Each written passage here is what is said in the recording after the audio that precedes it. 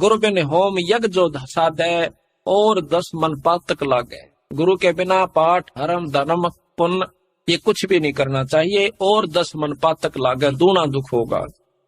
आपको सुना भी था उस दिन कि एक नजफगढ़ के अंदर भगत जी है, हमारे गुरुजियों से बहुत सेवा करता है, अब भी करता है। नजफगढ़ के अंदर सेठी नाम है सुरेंद्र जसौर खेड़ी का, कमरा बनवा रखा छुटानी धाम में पहले से ही, और वहां पर खूब डट कर सेवा करे। घी का पीपे एक दो हर मेले पर देता है।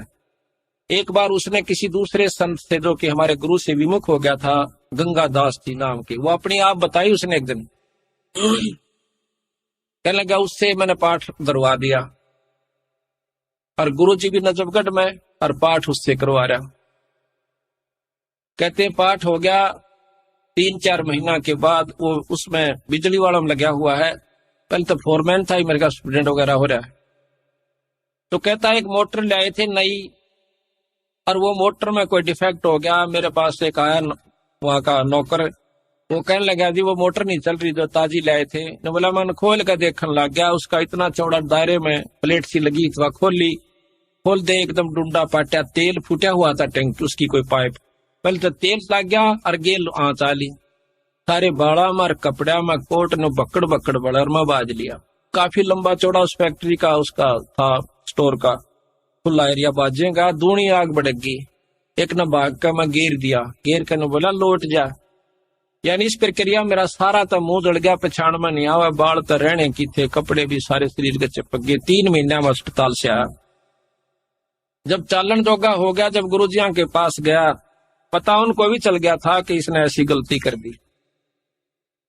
जाकर ने बोला क्यों हो गया भाई?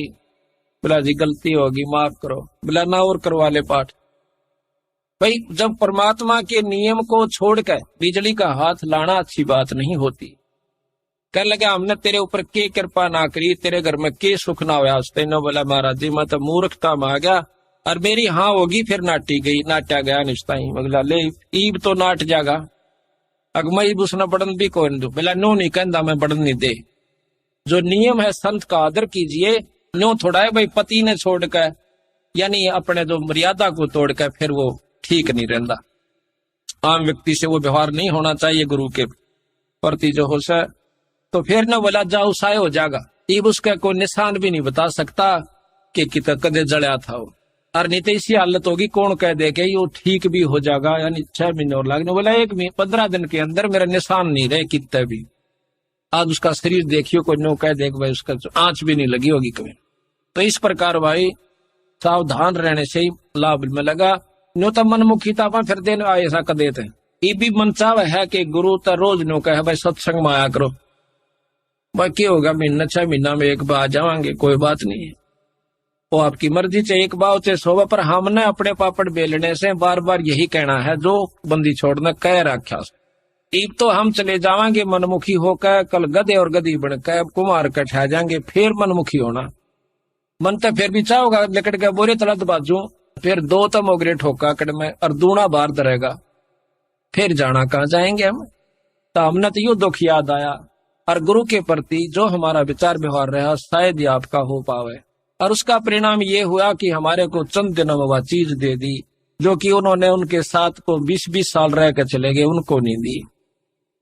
तो इसी प्रकार जो मर्यादा है, जो नियम है गुरु के प्रति परमात्मा के पाने के, वह सारे निभाने पड़ेंगे जब जाकर बात बना करें। तो यहाँ कहा है गुरु बिन होम यज्ञ जो साधे, और मन 10 पातक लादे।